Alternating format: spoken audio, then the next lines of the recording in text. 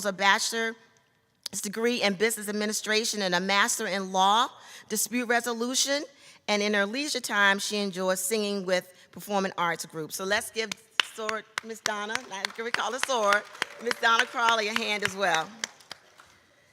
And then just while I'm here, so I don't have to get up again, we have two young adults who will be joining us today on our young adult panel. We actually had three, but one was not feeling well this morning, so we have two, but God orders all things. We have Mr. James Prevett.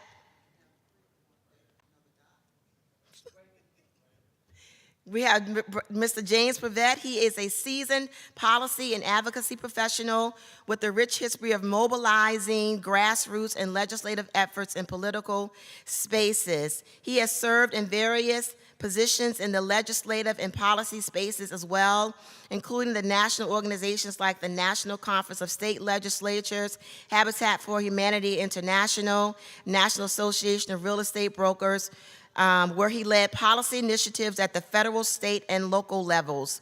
In these roles, he was a resident expert on policy issues that included expanding home ownership in Black communities, state and local tax policies, artificial intelligence, and broadband expansions.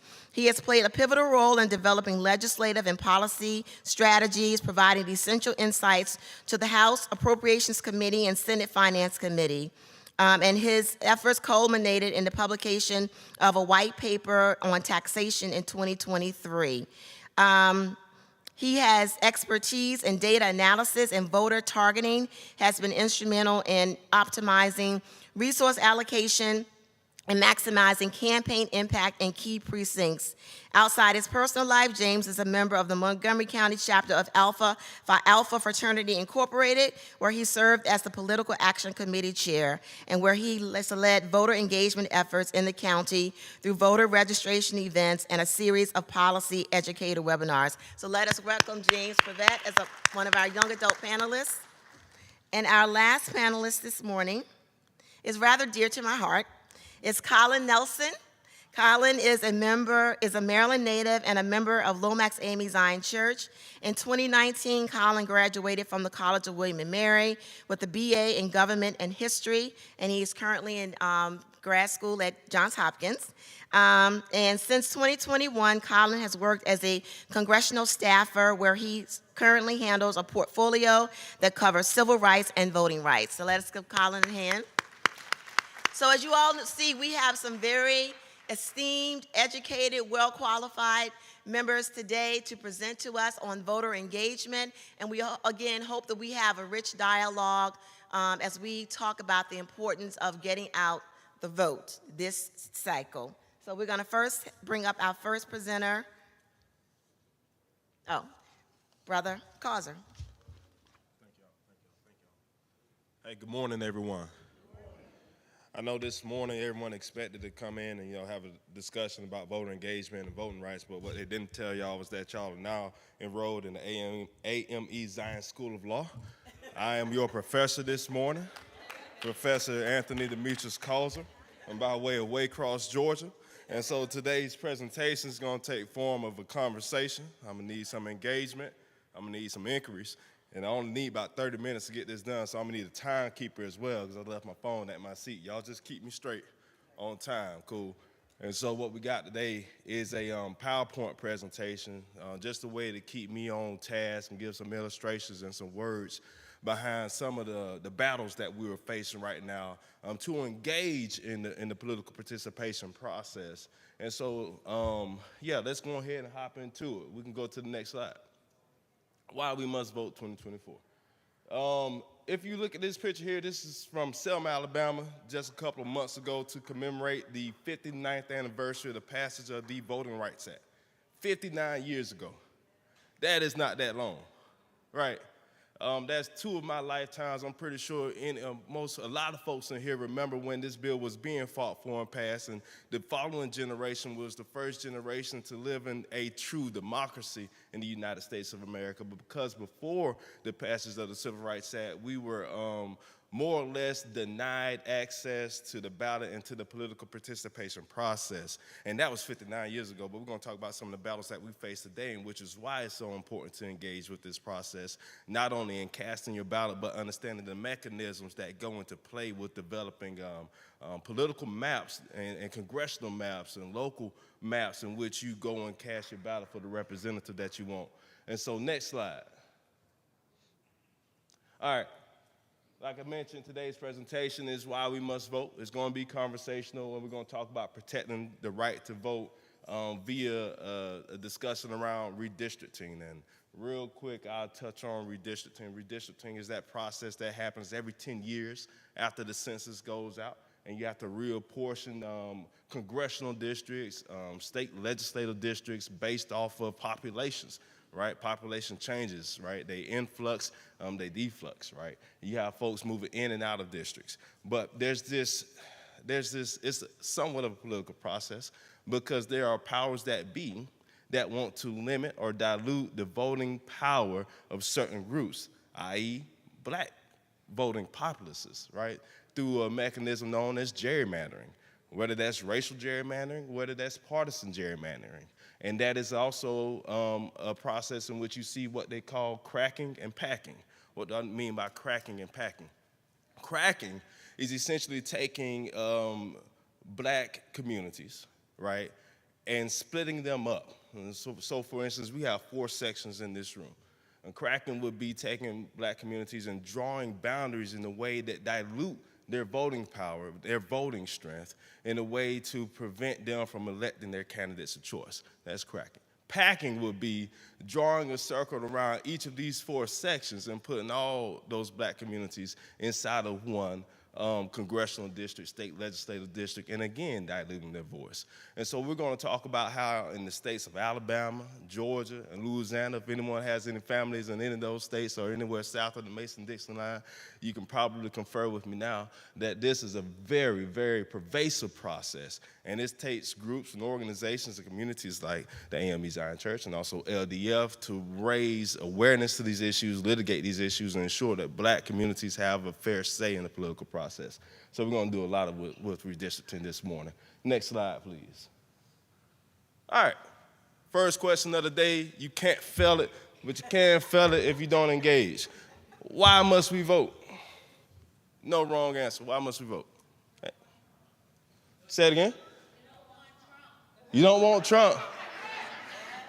All right, I'm representing a 501c3 organization. I can't too much engage with partisan. I can't too much engage with the partisanship of it, but I definitely agree with you, my sister. We don't want Trump. Go ahead. Our vote is our voice. How many folks in here agree with that? Awesome, awesome, awesome. All right, I saw another hand out here.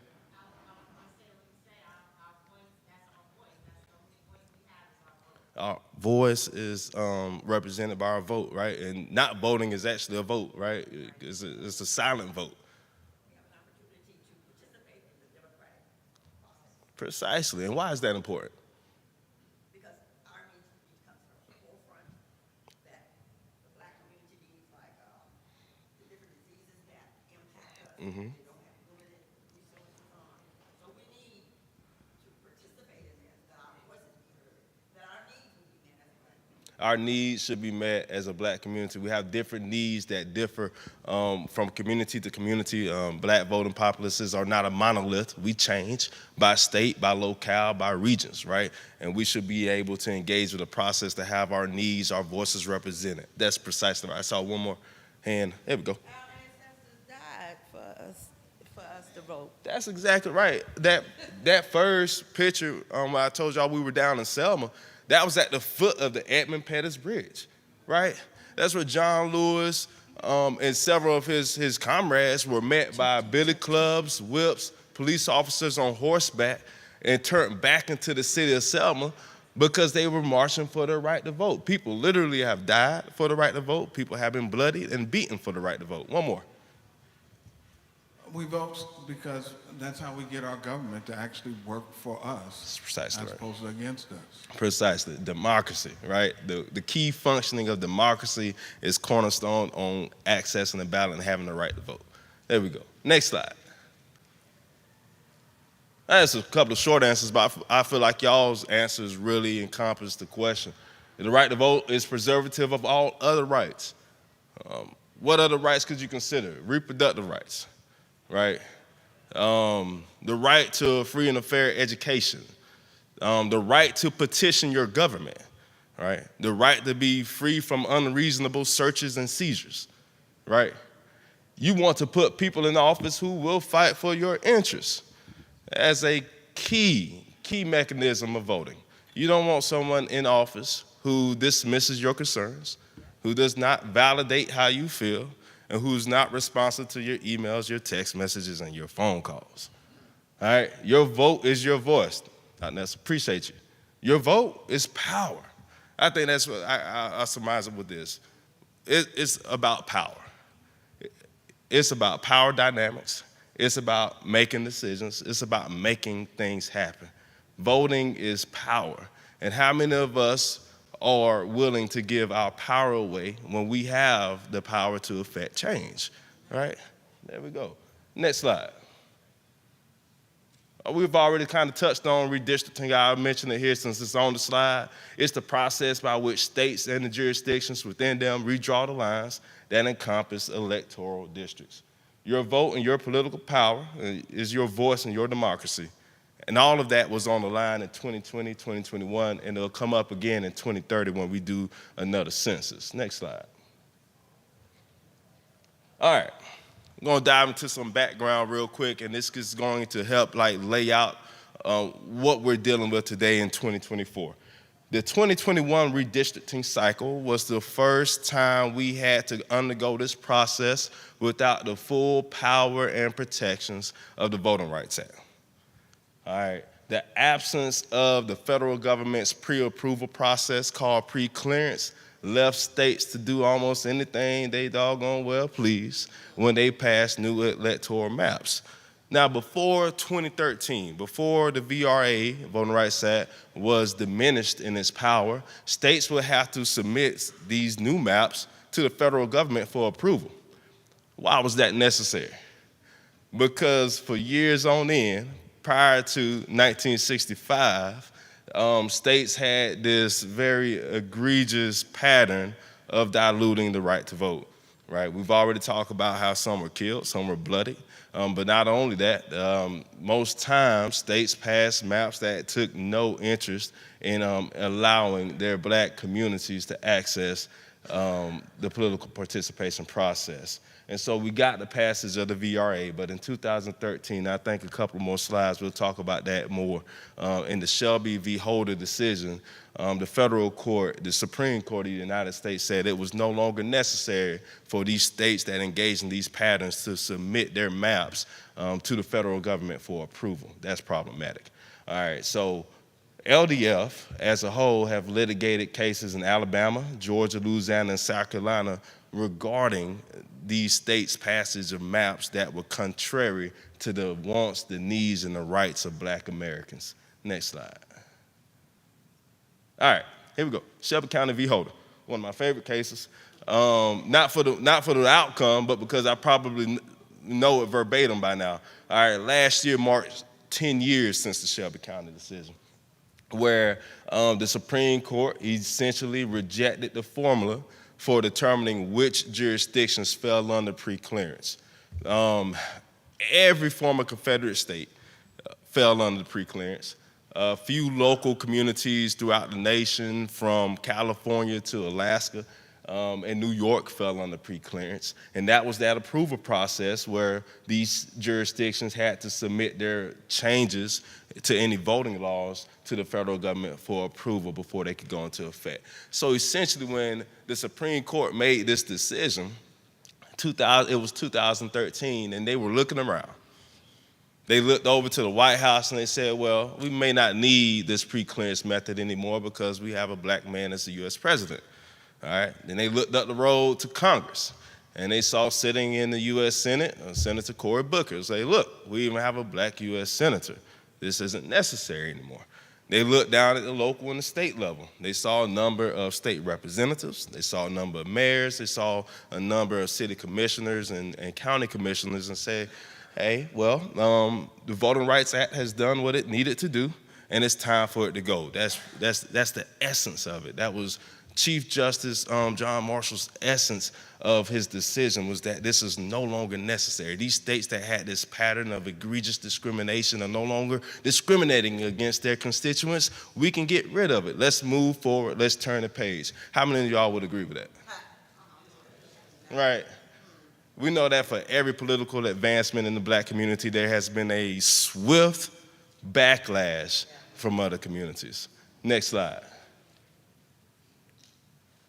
And so Justice Ruth Bader Ginsburg, deceased Justice Ruth Bader Ginsburg, she mentioned this, and it encapsulated the erroneous decision very finely. She said that throwing out preclearance when it has worked and is continuing to work to stop discriminatory changes is like throwing away your umbrella in a rainstorm because you're not getting wet. Right? It's because of these protections that these advancements were being made. It's because of preclearance that there was a black president in the White House, black U.S. senators in Congress, black mayors across the nation. Not without it, right? Just like it's because you wear or carry an umbrella in a rainstorm that you can stay dry. Next slide. So that kind of set us back. Not even kind of, that really set us back. We were concerned what would take place after the 2020 census as it concerned redistricting. And why were we so concerned? Because say that Shelby County decision was rendered at 5 o'clock p.m. Tuesday afternoon Eastern Standard Time. By 11 o'clock Central Standard Time, the state of Texas enacted the first stringent voter ID law. It was the first of many, as more states essentially copied the state of Texas and created more stringent forms to prevent people of color, black folks especially, from accessing the ballot. And so in Alabama, anyone familiar with the state of Alabama? Birmingham, Montgomery, Mobile. Anybody have family in Alabama? All right, we got some folks that got some family. Where about, if you don't mind me asking? Tuskegee, all right? Atmore and Tuskegee, off of I-65. Tuskegee is not too far from the Georgia line. Anybody else? Auburn, Alabama, all right? Tuskegee again. All right, so let's say the state of Alabama decided they were going to undergo this process and engage in cracking and packing. Well, essentially, they took black residents made up some 33% of Alabama. Alabama has 6 congressional districts. I'm not a mathematician, but the math works out to mean that black voters should make up a majority of 2 of those districts. But instead, the state of Alabama said in their infinite wisdom that we're going to put most black people into 1 district. So that's like drawing a map from Tuskegee all the way up to Birmingham, right, and packing all of those black voters into 1 district. Another example, somewhat egregious, but somewhat exaggeration also just drives home the point. It's like taking the pencil drawing from Mobile at the very bottom, right near the Gulf, all the way up to Montgomery or even Birmingham, more further towards the north, because those are where most black voters stayed. It was an egregious process that we challenged in the court. And so when we brought our claim under another section of the Voting Rights Act called Section 2, we essentially said that the Alabama legislature did not follow fair redistricting principles in redrawing their maps, and in fact, it discriminated against black voters by allowing a white voting bloc to prevent black voters from electing their candidates of choice. There's a series of tests that we had to pass. There were a series of facts that we had to show, and we had to make this presentation before a 3-judge panel in Alabama. Now, what was online was not only the opportunity for black Alabamians to constitute a majority in 2 congressional districts, and thereby potentially sending 2 black members from Alabama to Congress instead of 1. What was also on the line was the last remaining powerful section of the Voting Rights Act, Section 2. If the U.S. Supreme Court agrees with us, Section 2 remains viable, and therefore the Voting Rights Act remains viable.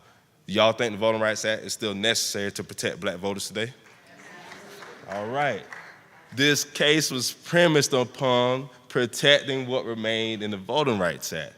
If the U.S. Supreme Court disagreed with us, the Voting Rights Act as we know it today, and all that it has accomplished and all that went into getting it passed would cease essentially to exist. So that is what was on the line. And so maybe this time last year, we got a surprise ruling from the U.S. Supreme Court, ruling in our favor and in the favor of black Alabamians. And so we won the case. Alabama now has 2 majority black congressional districts, and the Voting Rights Act remains effective in ensuring discriminatory changes at the state level cannot proceed. All right, next slide. That set this precedent, this new precedent. So soon after we won in Alabama, we turned our attention to Louisiana. Anybody know anything about Louisiana? I got a couple of hands shot up. What's the first thing that come to mind when I mention Louisiana? Red? That's a good one. Yeah, that's real good.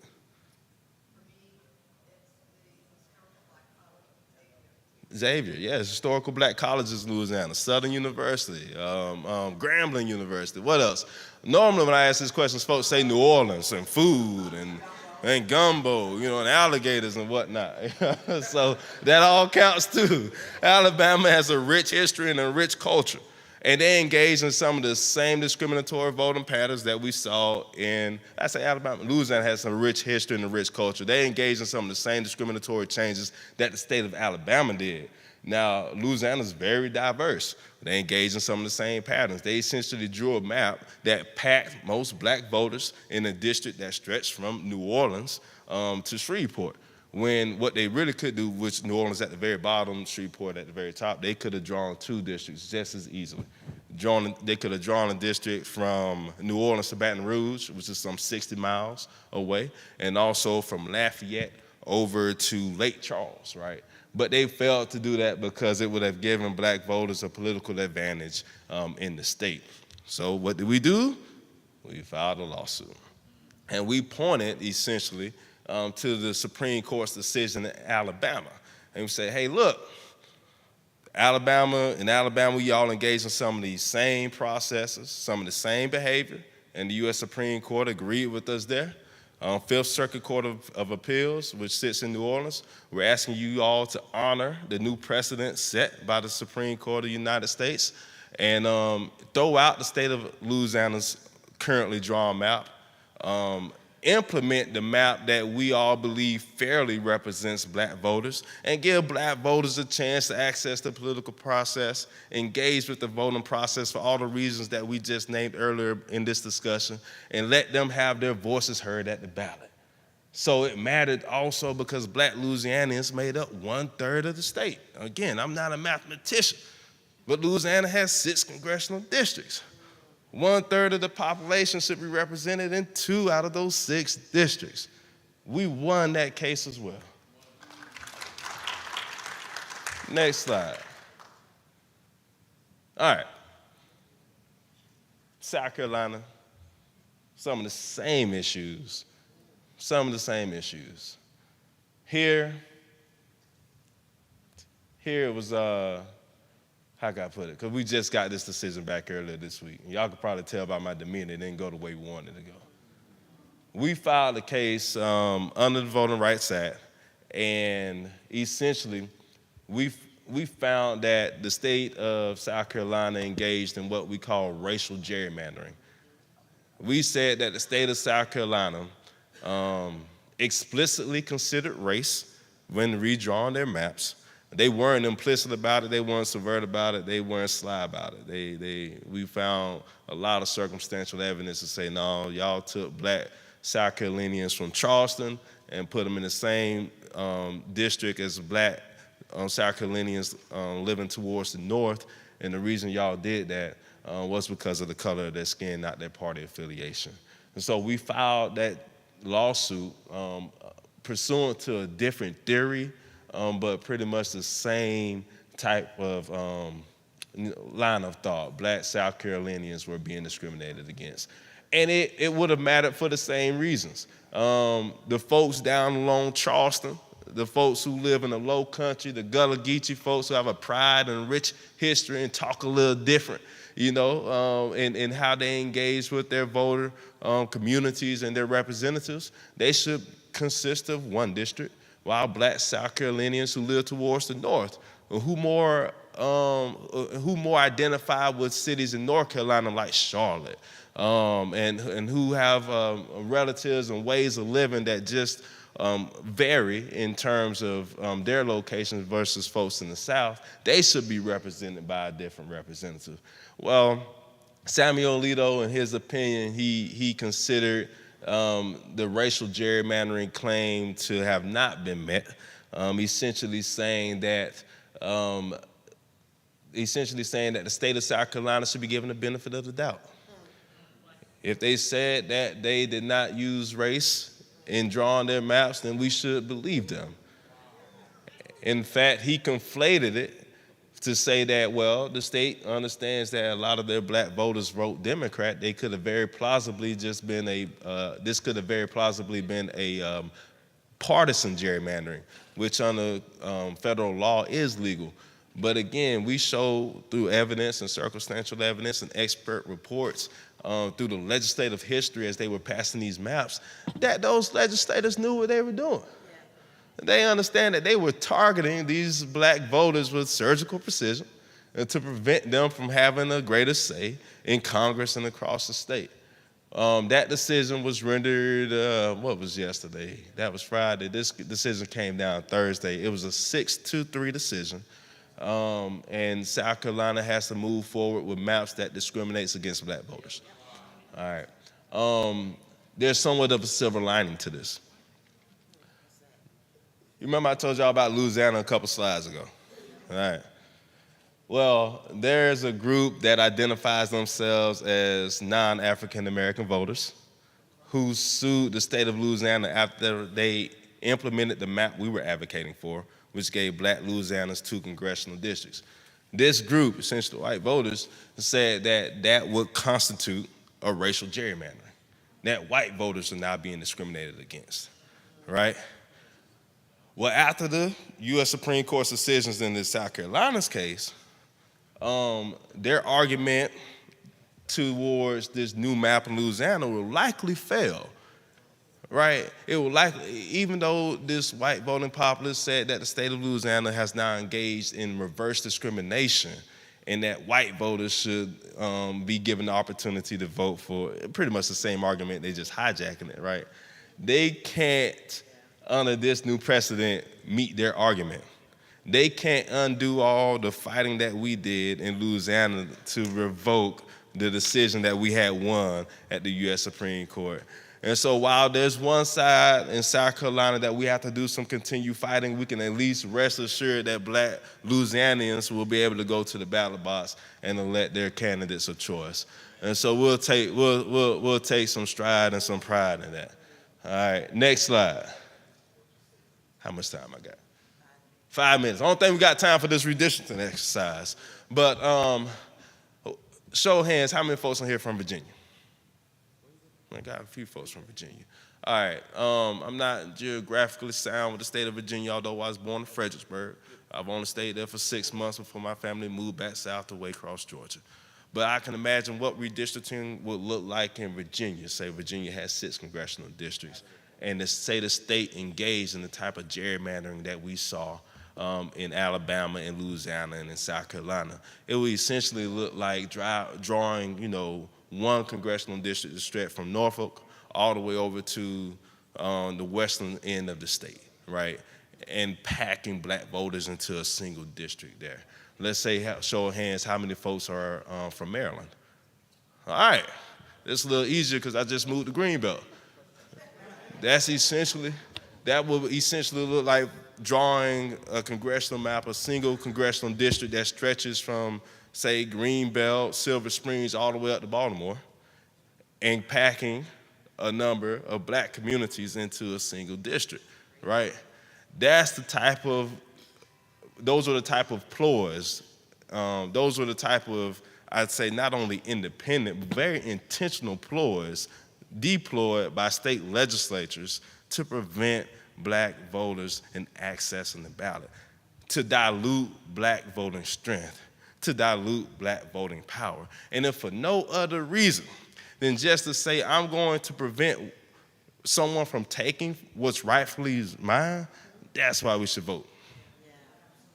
Right? Certain legislatures, certain legislative bodies want to prevent you from getting to the table in the first place. And there's a certain saying in politics, if you're not at the table, you're on the menu. Folks are trying to put communities on the menu. And this is the process by which they do it. This is what we at LDF do each and every day. We prevent these types of discriminatory changes from taking place. And not only that, we encourage folks to go out and vote and have their voices heard. We encourage folks to be enthused, if not by the candidates, then by the sheer empowerment of knowing that your voice and your vote, it actually matters. Next slide. Next slide. All right. So I can finish this off with this. I feel like I'm doing very good on time. All right. This is my guy. His name is Kadir. He is my manager's second son. Well, I say oldest son. Now he just had another son, and he's on parental leave. So this is Kadir, and he's standing at the foot of the Edmund Pettus Bridge. Now, what Kadir doesn't know is what took place 58 years before this picture was taken. He's living and basking in the realities of his predecessors who stood firm and marched across that very same bridge from Selma to Montgomery and demanded voting rights for all Alabamians, and in doing so for all Alabamians, all black voters across the nation. He's literally standing where history was made. So I look at this picture, I understand why I do what I do now, right? It's not only for our purposes, collectively and individually within this room, but for those whom we can foresee coming years down the road. And so our founder, Thurgood Marshall, mentioned that this is your democracy. You can make it, you can protect it, and you can pass it on. And I'll close with those words. When you leave here, just remember that this is your democracy. It's your vote, it's your power, it's your voice. Make it, protect it, pass it on. Reverend Tina, thank you.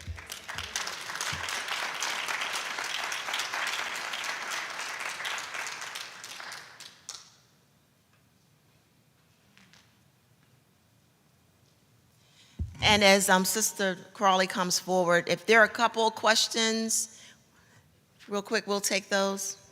Demetrius.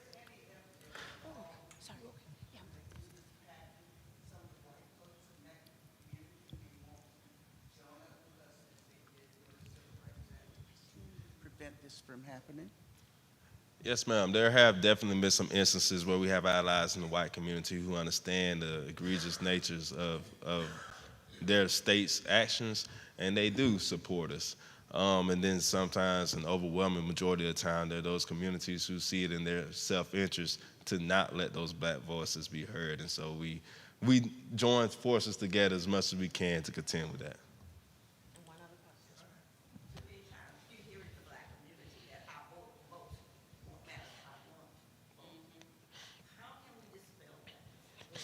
That's a great question. I think we should, and I think twofolds to it. Political parties can definitely do a great job of messaging the wins that they've been able to gain since they've been in power, such as canceling student loan debt, such as passing a major infrastructure bill that put folks in jobs and put new bridges, new streets, and all the like up. And then on the third piece, for us, we can say that their voice matters because it's literally how we hold those same people accountable. And when they come knocking on your door in 2024, 2028, and every 4 years, the only way to keep them involved in listening and attentive to you is to hold them accountable by saying, I don't just want to see you in 2024, I want to see you next year too when you're back in office. I want to see you and hear your attentive to my concerns in between those presidential election years, and then follow through with your vote. And that may take some organizing. That may take some town halls, where we meet power with our collective voices. And so I think, those are two ways too. And hopefully we'll have some time at the end for some additional questions. Hopefully we'll have some time at the end for some additional questions, but we want to make sure that we get throughout our presenters this morning. So next we're going to bring up Ms. Donna Crawley, and she's going to be talking to us about AI and voting. Thank you, Reverend Nelson. Good morning, everyone. Before I start, I want to get a sense of who we have in the room. So hopefully you know what generation you're in. So I want first the baby boomers to raise their hands. Okay. What about Generation X? So if you don't know, I had to look up the years. If you were born between 1965 and 1980, you're Generation X. Raise your hand. All righty. And what about millennials? I don't think I have to tell you who you are. Okay. Do we have any Gen Z? All righty. Okay. All right. Okay, well, this is good. So I'm going to be talking about something, but I have to make this disclaimer first. No, I am not in the technology field, and I'm not going to be talking about anything technical this morning. But I am going to be talking about something technical that actually affects all of us, and we can't be afraid of it. And what I'm talking about is artificial intelligence. I'm going to talk about a couple things today, and hopefully in the time that I've been given, Reverend Nelson's she's got my back here. And really, if you know the difference when you're seeing real information versus fake information, and why does that matter in the elections? And I'm going to show you some pictures and you'll see why. Because some of these efforts are intentionally designed to keep us from voting, to discourage us from voting. So today I really want to just talk about how you can be more aware. And for my generation, I'm a baby boomer, and I've made a commitment to myself to keep up with the technology. Why? I don't want to be victimized by it. I don't want to be fooled by it. So really it's about, you may be afraid, but the truth of the matter is you are all using AI today, whether you know it or not. So we can go ahead and go to the next slide. So I want to start off with just a basic definition of what AI is. I'm going to go rather quickly through my slides this morning. I won't read it to you, but basically this is really about computers that can simulate humans' abilities to solve problems, perform tasks. So we can go to the next slide. So my first question for you is AI good or is AI bad? What do you think? Both. Okay. Why do you say that? It's both.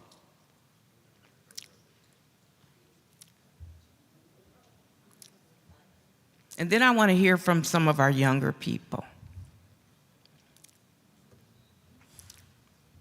Okay, in some instances, AI can be good because of the fact that, on our job site, we use computers for medical information and reasoning. And on the other hand, AI can be bad because of the fact sometimes we get these what they call robocalls. And then, for instance, I received a call stating that I owe the RIS a significant amount of money, okay? So, they was asking personal information, but I said, if you are calling me and asking me my personal information, then you should already have it. So in that instances, I hung up the phone and I called RIS myself. And RIS politely told me that they do not call you for that particular type of information. So therefore, I think AI can be bad if you're using, say, the internet to pay, say, bills and stuff like that, because people hack in and get your personal information. And I think people fall victim to that a lot. Yeah. Yeah, great answer. Do I have someone else from? Yeah, I- so I would say depends on the user. You know, also depending on how the programming is coded. If you have nefarious intentions behind artificial intelligence, it can cause havoc. But if you're trying to use it for good, obviously it can be beneficial as well. Okay, thank you. Great answers. And actually, AI is here to stay. It is advancing. It is more advanced during this election cycle than it has been in the past. So that's why we need to raise our awareness of how it can be used for good and bad purposes. We can go to the next slide. So basically, that's the answer. It is both, right? But it's also a little scary to people, right? There's a lot of concern it's going to take away all of our jobs, and one day it's going to take over the human race. I don't know if there's any science fiction buffs out there. There's a whole lot of movies about that. The Matrix, I don't know, Matrix fans out there? Terminator. So yeah, I can safely say that probably won't happen in the lifetime of anyone in this room. And again, to the gentleman who talked about if you have good intentions, and one of the things that right now hopefully we'll see more of is more legislation around regulating development use of AI, but it's new technology, so it's slow. There are a few states that have made some attempts, because it can also be used for social grading as well. So who will that affect? People of color, probably more than any other groups. Next slide. We already talked about ways it's useful. I'm going to skip this slide in the interest of time. Let's talk about the ways AI can be abused, because we are seeing a lot of that in the elections. Oh, can we advance to the next slide?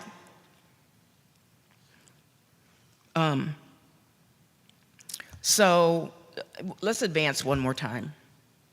All right, so we're going to talk about something called deep fakes, social manipulation or grading, invasion of privacy, which has already been mentioned. But I really want to focus on deep fakes. And can someone out there tell me what deep fake is? I want to hear from one of these young people, or younger people than me. Okay, go ahead. We got a hand over here in the purple right here.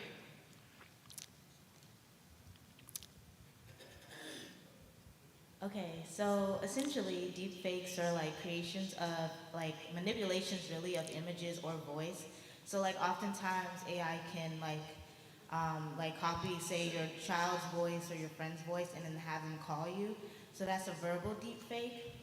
And then there are image deep fakes where it's like you can place someone in a different situation or add some effects to a photo and make it look completely real. And it literally looks like that thing is happening, but oftentimes it's just manipulation or added things to different already existing images. Absolutely. Let's go to the next slide. So we're going to look at a couple examples, and I'm going to see how good you guys are at picking out. Hopefully you can see this picture. Is this real or fake? Who says it's real? Who says it's fake? Why do you say it's fake? Okay. I intentionally picked this picture because it actually is real. This is actually a real picture taken when he was still in his presidency. Does anyone see Ben Carson in the picture? Okay, so this was actually a real meeting that he was having with some of his cabinet members and some leaders. Okay, good job. Okay, next slide. What about this one? Real or fake? Who says it's real? Who says it's fake? Okay, next slide. This one actually is a deep fake. And this is one that was actually circulating, not on all the popular websites or whatever, and that's one of the things we'll talk about later if we have time. But so there's not some easy clues in this one, to tell, but your gut told you it probably wasn't real. And one of the things that you can do, if you're not sure, you can look to see if that image shows up on any other main news outlet or website. Okay, next slide. 2 more here. What about the one on the left? So the one on the left is actually representing a Trump supporter, black Trump supporter, giving materials to a potential voter. You think that's real or fake? Real. Who thinks it's fake? Okay.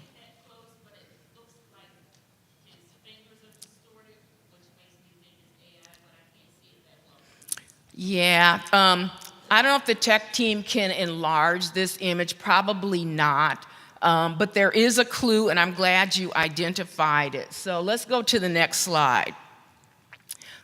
They both are, but actually the one on the left definitely has a very distinct telltale sign.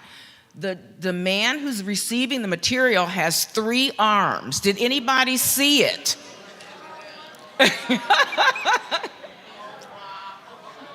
Okay, yeah. There's 3 arms in that picture. Okay, yeah. And the one on the right was a little harder, but if you blow it up, if you look at Trump's hands, it even looks like he might have an extra finger on one, and the other one he's got like this long pointy finger. Okay. Okay, so anyway, all that's just to say is if you pay close attention, you might see some of these things. Next slide. So I want to talk just a minute about what are some abuses. We've already seen this one, but what can you think of other dangers of abuse in our elections?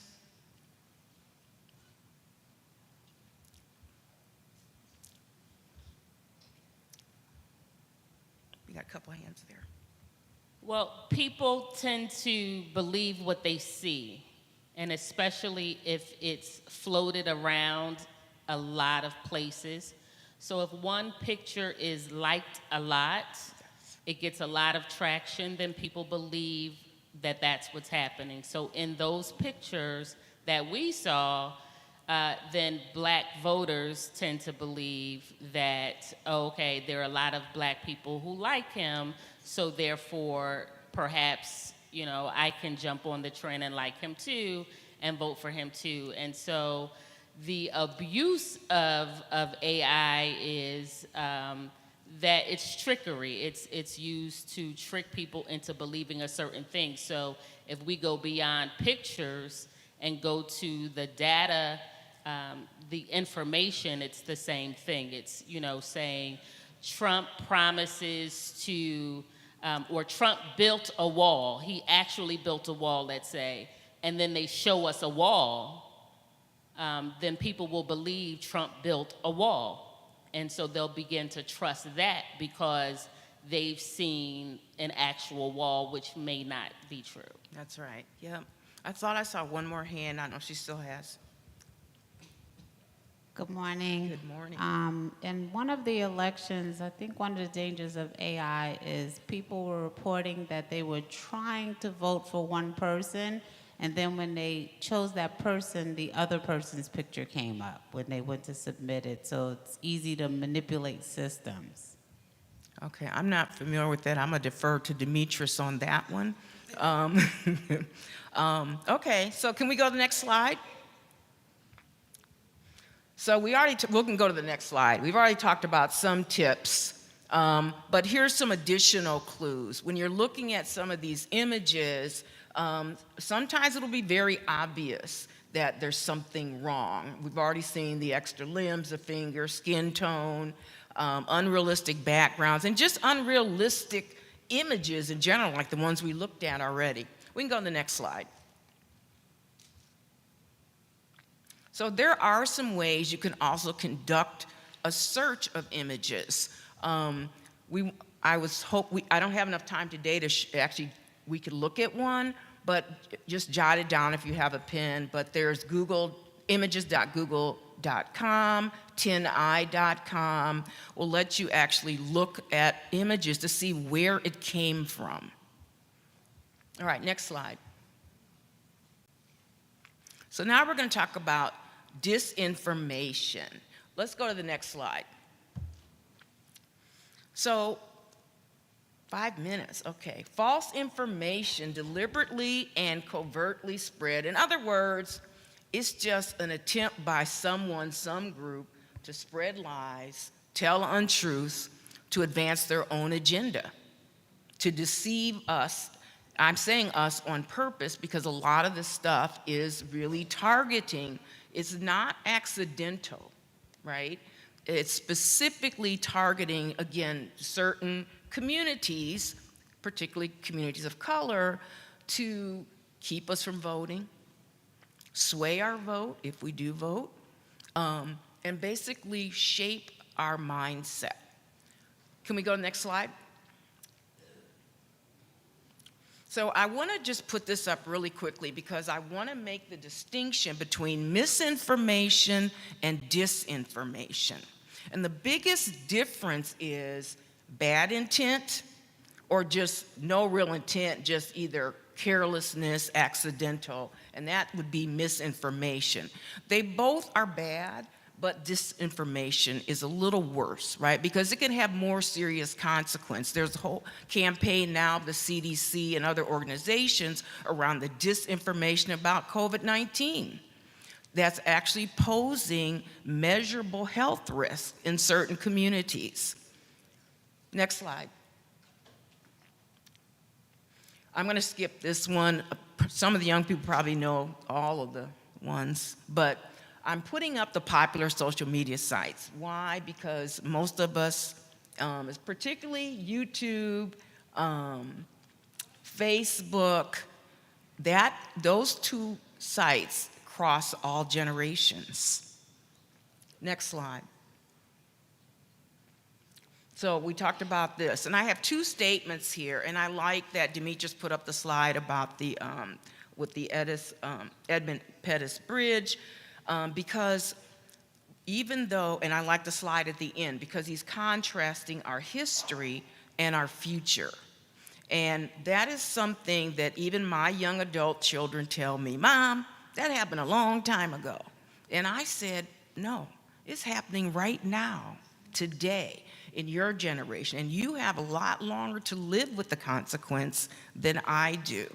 So I put this one up here because I thought it would appeal to our older members here who know what Jim Crow era was. It was basically about disenfranchising black voters. And they didn't do it in a nice way, okay?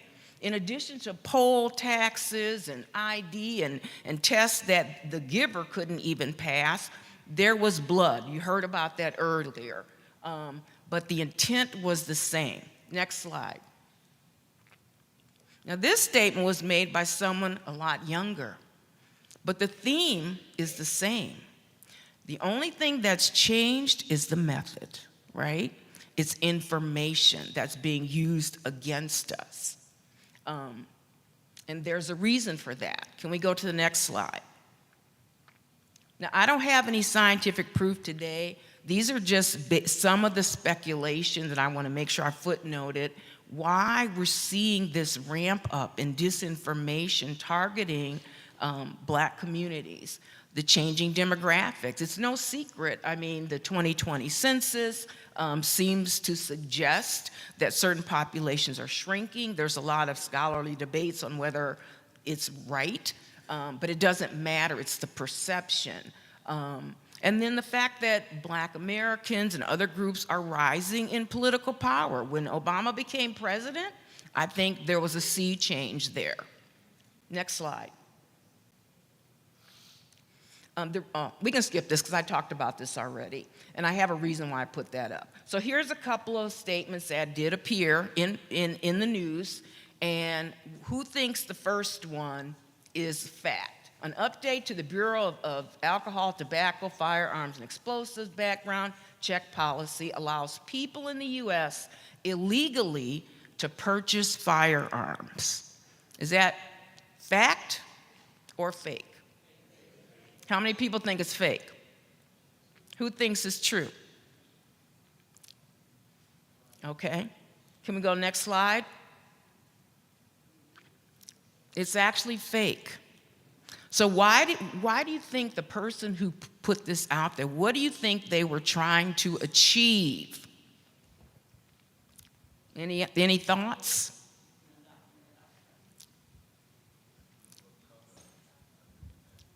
Yeah. Said people of color are doing illegal things and getting away with it. Right.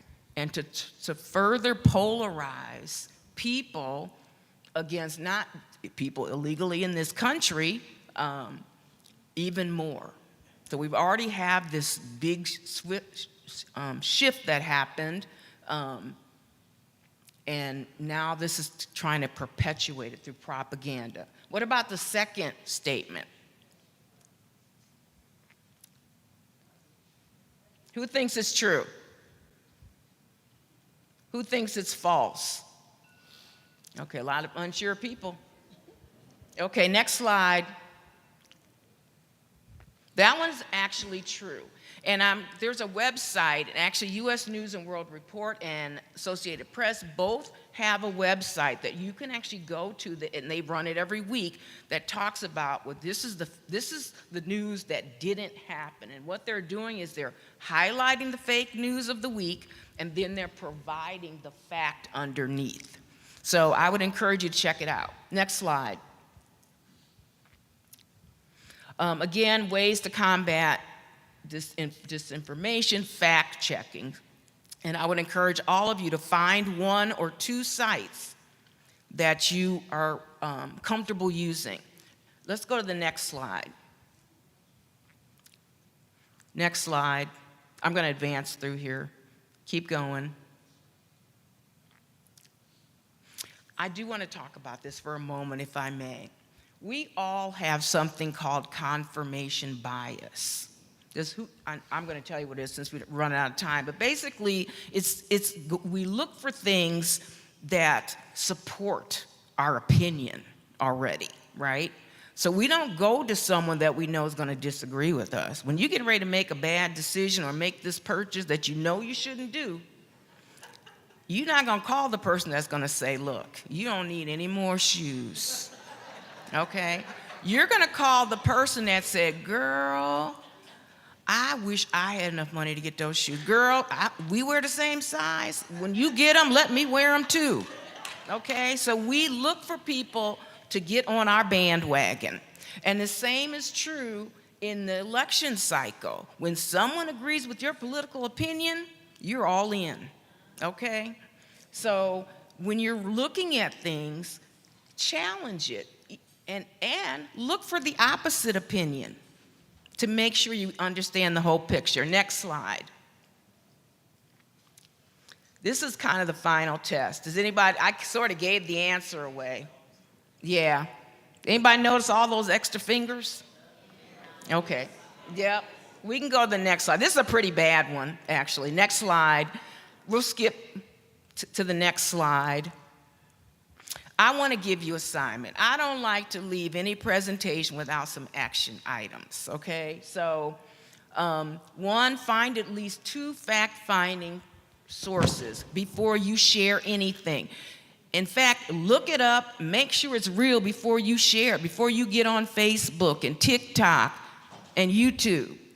Think about your own personal bias. We just talked about that. Subscribe to a reputable news source feed. You can still look at your other ones, but see what the other thoughts and opinions and perspectives are. And then also, do your own homework. You know, I know you love your cousin and you love your aunt, and they tell you how to vote every election cycle. But you also need to be able to understand who's running, what are the issues. And I leave you with one final thought. I don't have a nice slide, but for our folks who believe that your vote doesn't count, doesn't matter, I will challenge you then, run for an office.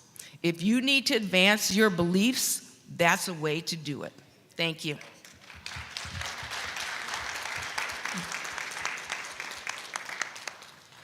As we move into our panel with our young adults to hear our young adult voices, we do have time for maybe 2 questions for Sister Crawley, if you all have 2 questions. Questions, not comments, please. Yeah, I just wanted to ask, and particularly with that picture that had Trump with, if I saw a picture that was fabricated with Trump, do I have any recourse? You know, like if they fake the picture of me and him and that's not really true, is there any recourse? I would say I'm going to kick that to Demetrius. He's the lawyer in the room. Potentially. It's a different area of law that you have to go into, copyright infringements, tort law, taking your name, image, and your likeness, and you know, putting on the web. There are definitely some potential recourses. And then politically too, the federal government just passed a rule that prevents deep fakes and robocalls from influencing the outcome of an election. So, definitely. Another question?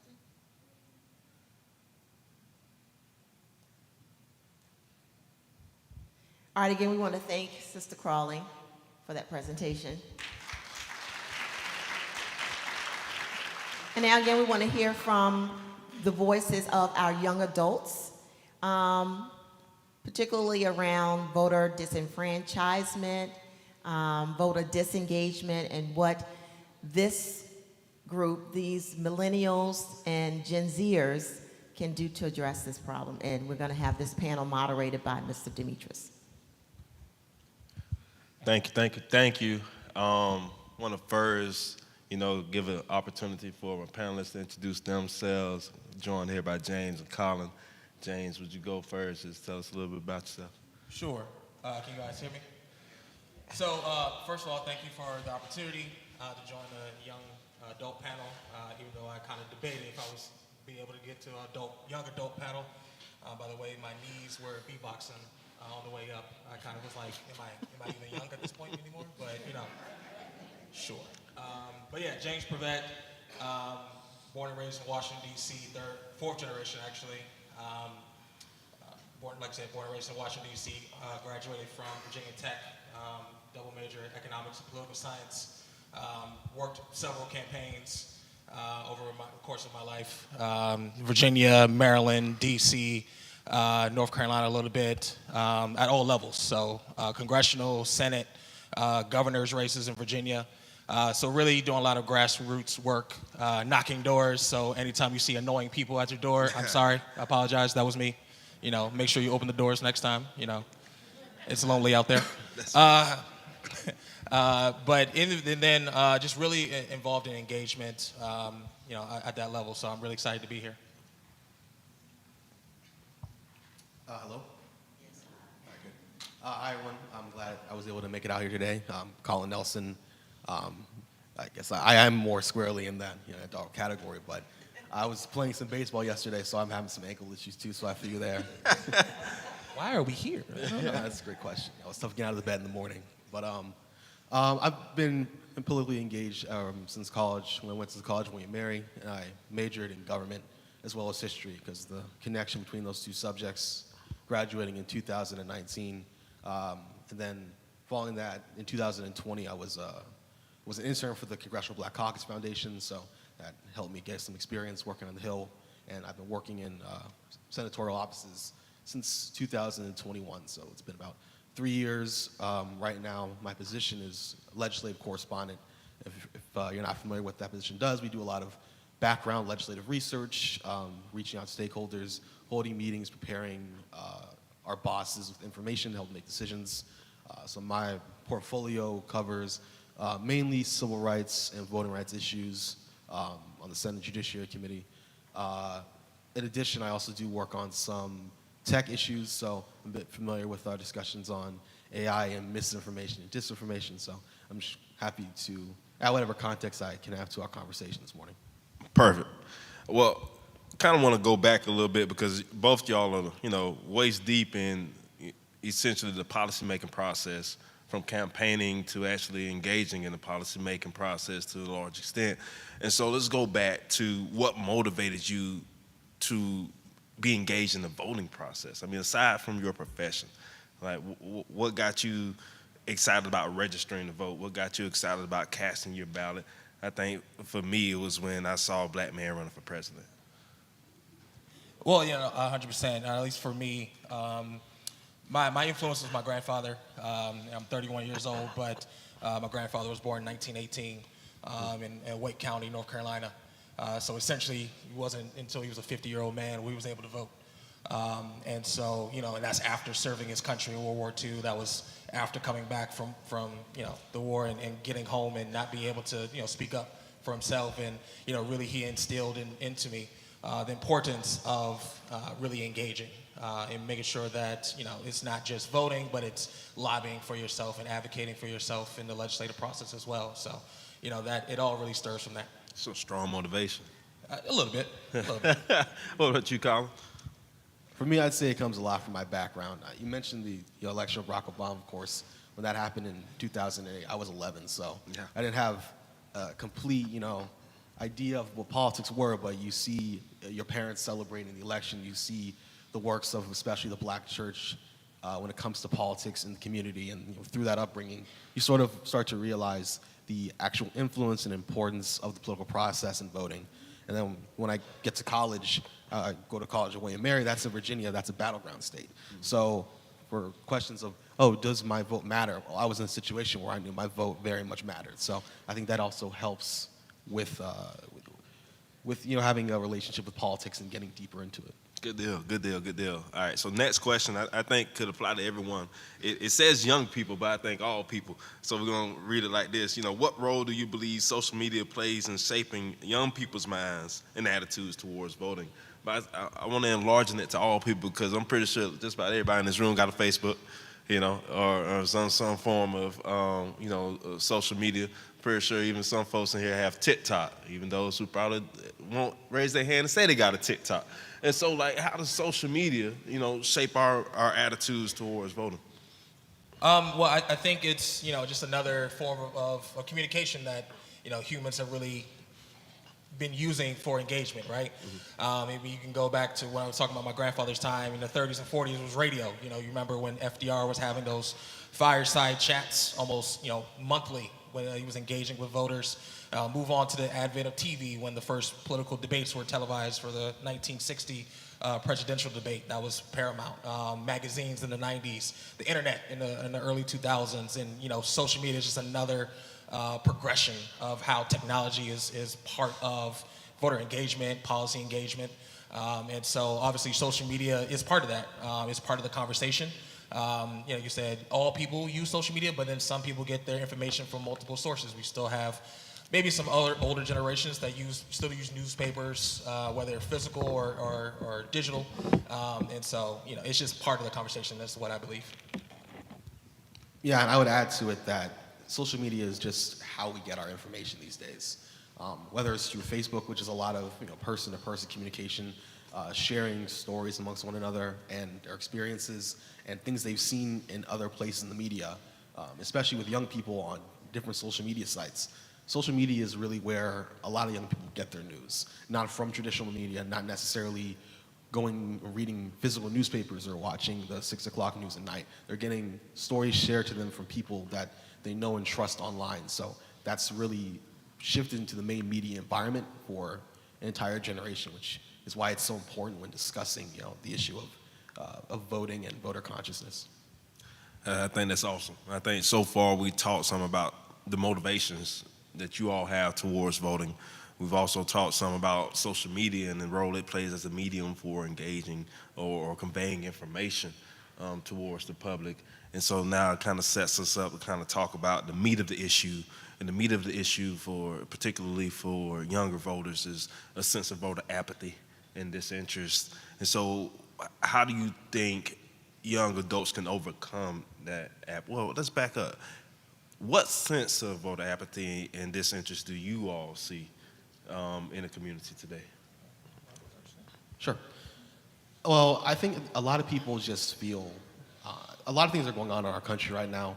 A lot of people are in great situations, mentally, emotionally, fiscally.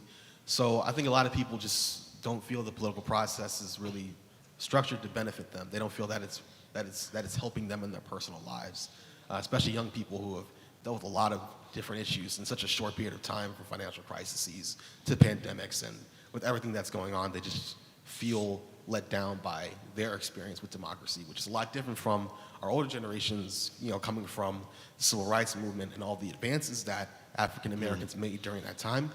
In comparison, a younger generation hasn't really seen those wins in that, and I think that affects the collective psyche. Yeah, I can definitely echo that. I mean, I just came off of a campaign, the Maryland Senate race, and doing field organizing in the state of Maryland. You're, like I said, knocking doors and engaging with voters at all ages, but especially with young people, it's hard for them to get out and vote. For one, they're working multiple jobs, right? Like 2-3 jobs just to make rent or take care of their kids, especially for the millennial generation. We're the ones having young families now. And so their mindset is not really on voting, it's just day-to-day survival. And once you have, those things at front of mind, voting for somebody that you may or may not engage with is not top priority. That was. So before you go on to that next question, can we just get from the audience here that same question? Can we just pose that here about their relationships or their knowledge of young adults who have that same Absolutely. voter apathy? So we'll pose that question to the audience. How do you think young adults, how do you all believe young adults are engaged in voter apathy or disinterest in the political process in this day and age? What do you all see? What do you all hear? What do you all observe?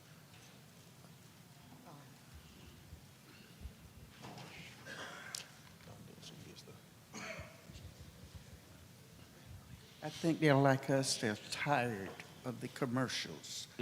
They are just put off by all of the commercials. And it's on your email, it's snail mail, everywhere. And I think it's good that we have the information, but it's like the law of diminishing returns. Sometimes you get so much that you can't take anymore, and they just back off. Makes sense. As a high school English teacher, I've talked to my most recent graduates, my seniors that just graduated yesterday, and I gave them incentives for registering to vote to increase their grade, like extra credit. But one of the sentiments that I heard was a lot of them have focused on minor issues such as age, and some of them are saying, I'm just going to wait and see. And I think some of it comes from their parenting. Some of their parents are just as apathetic as they are. And so I've been challenging them to become more engaged so that they can also inform their parents. And I've been using some of that, the homework that the previous presenter suggested as assignments for my students so that they can become more knowledgeable, because it's a lack of knowledge. I was gonna say, can I respond to that a little bit? And I definitely appreciate that comment. And what I've also seen out in the field is, young people don't have nothing to vote for, right? And I know we had conversations earlier about, defending, voting rights and that sort, and making sure that we carry on the legacy of our ancestors. But, we're amongst family here, I hope. But, nowadays, that's just not good enough. Like I said earlier, people are really trying to survive day to day with the economy and, you know, student loan debt and trying to purchase a house and take care of families and, you know, day to day stuff. So, or even other issues, like say issues in the Middle East. You know, people want these type of things to be solved, and I think giving them something, especially young people, something to vote for, can definitely decrease that apathy. That's good stuff. I totally agree with the panel and what they've said. I have 3 young adults, 28 to 35 in my house. And all 3 of them have more than one job, trying to just get by day to day, pay the rent, make sure they need. Now they'll go out and vote because it's something important to me, but I have to remind them because their lifestyle is not remembering today you got to vote for something. Are y'all enjoying this conversation so far? Good stuff, good stuff. I'm doing something right. Let's keep it rolling. Let's keep it rolling. Sure, I'm going to open it up again for some more questions and observations from the audience. We laid out the issue with voter apathy and disinterest. In what ways can we brainstorm to turn that tide around? How can we, you know, speak to those reasons why folks may feel apathetic and get them engaged with the voting process? I think for me, obviously it's education, but understanding that voting is just the beginning. That engagement, civic engagement, is a 365 kind of ordeal. You know, you're voting, then you're passing legislation on both sides of the House and Senate. You got to get it signed by the president. Then you got to go through the regulatory action. Then you got to make sure it passes the sniff test in the judiciary. That's a, you know, from bill to action and regulatory stuff usually takes 3 to 4 years for almost any piece of legislation. I mean, you know, Colin could even tell you most legislation gets reintroduced every Congress. So that's every 2 years. You're reintroducing bills. You know, we still have the Equal Rights Amendment that was introduced in the 70s that they've been reintroducing for almost 50 years. That still hasn't happened, right? So it's a continuous engagement, making sure that we educate our young people that it's not just voting, it's continuous engagement. No, I definitely agree with that. Education is definitely the most important piece of it. I think letting people know what's happening on all levels of government, whether it's federal or especially local. I think local politics is really important because people don't realize the impact that the decisions that are made in their towns and in their state have on their lives. And I think, you know, focusing on those local races, school board races, local representatives is really important. And I also think that engaging with younger people and trying to help them get out of an apathetic mindset means, you know, listening, trying to understand where they're coming from, their life circumstances, why they have the perception that they do about politics, and, you know, actually working with them to try to explain things to them and you know, address those issues to make them understand better how the political process actually works. Yeah, I mean, even bouncing off of that as well, I mean, the state and local level is paramount. You know, with the work that the LDF is doing, understanding that people who draw these districts are the state legislators themselves. So they're not really, the voters are sometimes not even picking the legislators. Is almost the reverse at this point. Right. Legislators are literally picking their voters at this point. And again, they're the ones that are doing it. So it's not just congressional districts, but as a state rep or a state senator is drawing their own district in most states. I mean, there's a couple states that have independent committees that draw the lines, but it's a lot of times it's just state legislators going in the back room, taking a map and drawing their legislative districts. But if we as voters kind of take a stand against that, you know, that can be paramount. And I think that's where some of that can connect, you can form those relationships. Y'all are doing awesome. So I'm gonna pivot just a little bit, but keep the theme the same. You know, by show of hand, how many folks in the audience are part of some civic organization or nonprofit organization which you engage with, from fraternities and sororities to local community groups? Okay, awesome. And so my question is, you know, how can educational institutions, community organizations, and even the church better support and encourage young people to become politically engaged? Well, I think that, you know, civic organizations are obviously very important in engaging in that work. It's taking that time outside of work or any of the other responsibilities to meet people And I think that goes back to what we talked about earlier with social media, of meeting people, especially who they are, where they are, and trying to engage with them on a personal level, reaching out to them to try to find them and inspire more voter conscious beliefs. I would also say supporting them to run for office. I think that's definitely paramount, especially for millennials as well as Gen Z. I mean, we have one Gen Z member of Congress, Maxwell Frost, in Florida. I think he's 26, 27 years old. He's the youngest member of Congress right now. We had another one from North Carolina a little while ago. But that also means contributing to political campaigns. Obviously, I'm biased because I'm a political guy and I need a job. But I believe like those type of engagement at the electoral space and encouraging those young people to run for office, whether it's school board or city council or something like that, because obviously that's going to lead to bigger offices down the road. So, Good stuff. We've heard time and time again on social media, whether it's via misinformation, disinformation, or even from perception, that certain candidates just don't appear as enthusiastic, don't appear as engaged, or don't appear as relatable age-wise to most young voters. And so I want to ask y'all, how does the perception of politicians and even the political process impact voter engagement among the youth? I think for me, it's the simple fact that elections are 50% plus one makes it so that elected officials or politicians only really have to get that 50% plus one. So once I have my votes, I'm good. And so that leads them to like find their own niches and their corners, and making sure that they are appealing to their base more than anything else, more than like the middle or expanding their engagement.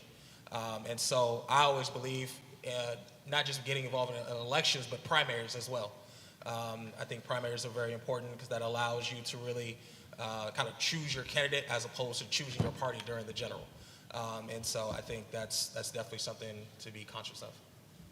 I also think it would help making sure that people have a more holistic view of the political system. I think that what people tend to see are top line media appearances, the big things that are covered, which a lot of it is more the sensational, noteworthy things. But most of the political process are things that are not covered as well or are not covered at all. And having people understand just the impact that politicians have, but also the impact that other elected officials that aren't talked about as much, or people who are appointed, or of course our local officials, prosecutors, judges, the entire political process will make people believe a bit more in the system when they understand that outside of, even if they have issues with some people who are more like prominent, that there are still other people that are doing work that they might find more encouraging. Good stuff. And I'm gonna go off the cuff a little bit. Wrote down a question I want to ask you all and open it up to the audience, and it surrounds inclusivity. And so, how important is it for voters to feel included in the democratic process? And from women to young people, to those of African descent, to those who are descendants of formerly enslaved persons. How important is that inclusivity piece? Well, it's very important.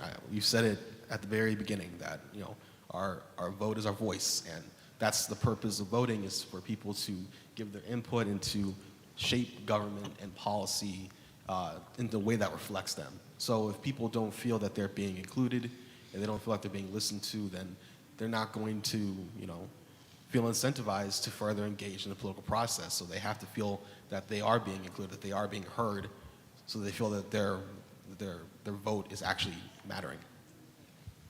Yeah, no, and to build on that, I think whatever you input, don't be surprised what the output is afterwards. And then you start to see like a lot of turnout, especially in this round of primaries, was really low. In Baltimore, this past primary, they had 30% of expected turnout, not like 30% lower, 30% of expected turnout.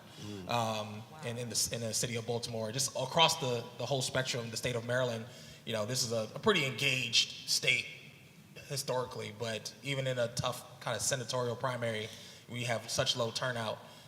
You just start to see that apathy, and without that engagement from people of all spectrums, it's kind of hard to get your voice heard after that. Good deal. We're going to open it up to the audience. How important is that inclusivity piece to the democratic process? Start right here. Quick question. How worried should we be about sort of random celebrity endorsements and their impact on, some rapper comes out and says, this guy is great, and we're like. Before we pivot, we're going to come back to questions for sure. Hold that thought. And let me hear some more. Yes. Okay. A couple things I didn't hear you guys talk about. I'm from the baby boomers. When I went to high school, we were taught civics. So we understood how the laws were made and the steps and processes of that. The next thing that we are talking about is our history as black people.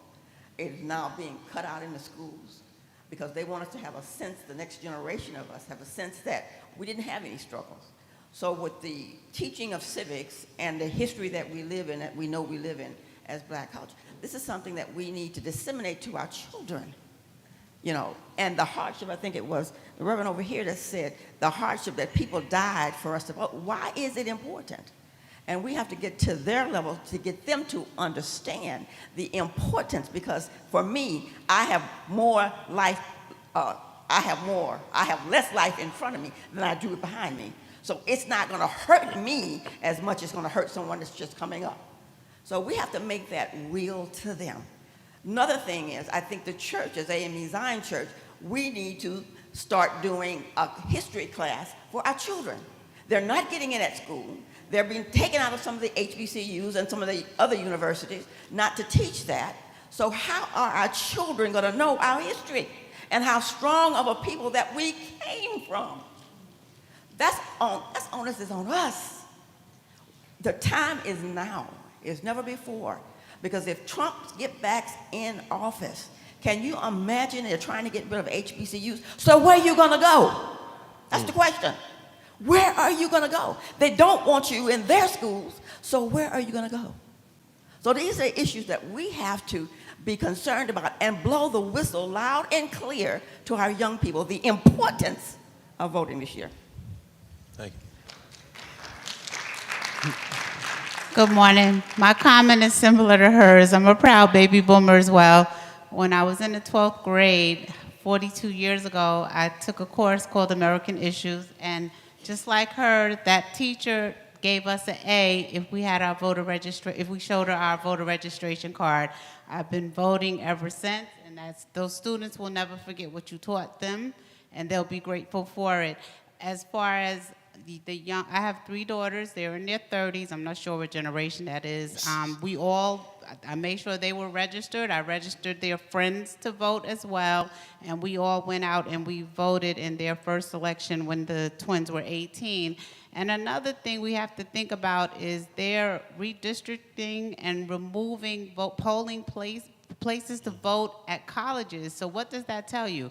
If it's good for you, they wouldn't take it from you. They would let you have it. So we have to make sure children understand that anytime they want to take something from us, it's because it's not good for them. So we have to keep that foremost. And we also have been registering people, Dr. Jones and I, at Transformation. Good stuff. We got time for one more comment, and we'll come back for that question. Okay. So as I was listening, and I'm so glad you all are talking about this because I feel it's so important. There are things that are happening on our watch that we're not as aware of. And I really believe it's getting to a place where they're going to start actually coming after the voting rights amendment. I believe they're working on that with the gerrymandering and all of the things. As far as inclusivity, I believe it starts around the tables that we congregate at. It starts at home, having those conversations and talking about what's important today and how to exercise our right to vote and the connection from up here and how it relates to our day-to-day life.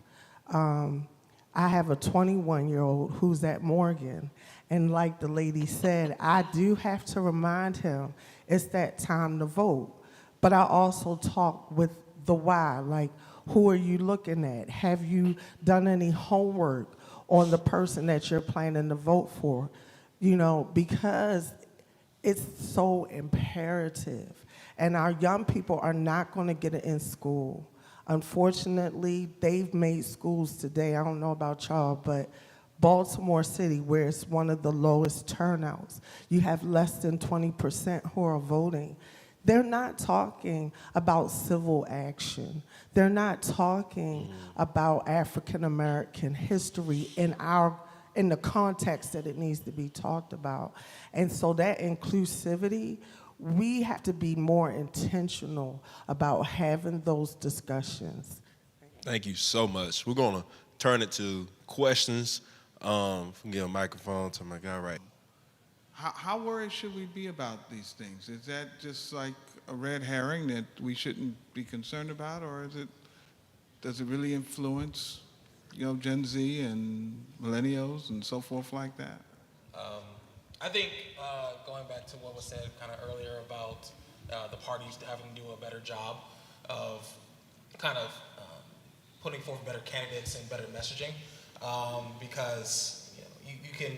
Sometimes people say it as a joke, like, oh, Kanye endorsed him, so I'm gonna vote for him. You're just like, okay. But I also think it's like confirmation bias, where like they were already gonna vote for them anyway.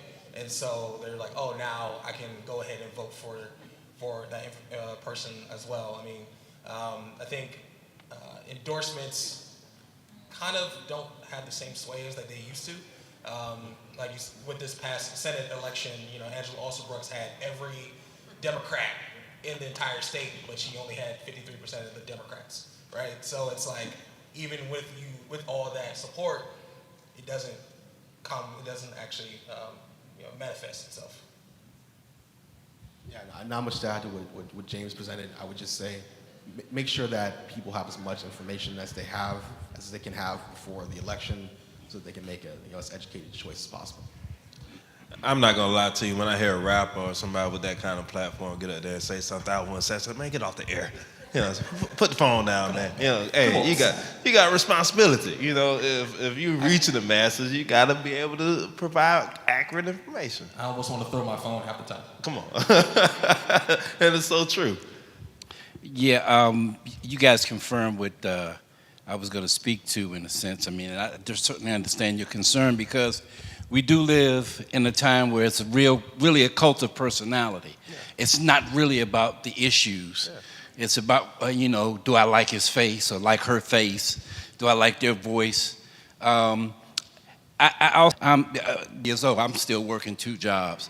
Yet and still, my vote is still important. And I still press my way there. We have to make it tangible for them. Help them to understand. A lot of this stuff has happened in my lifetime.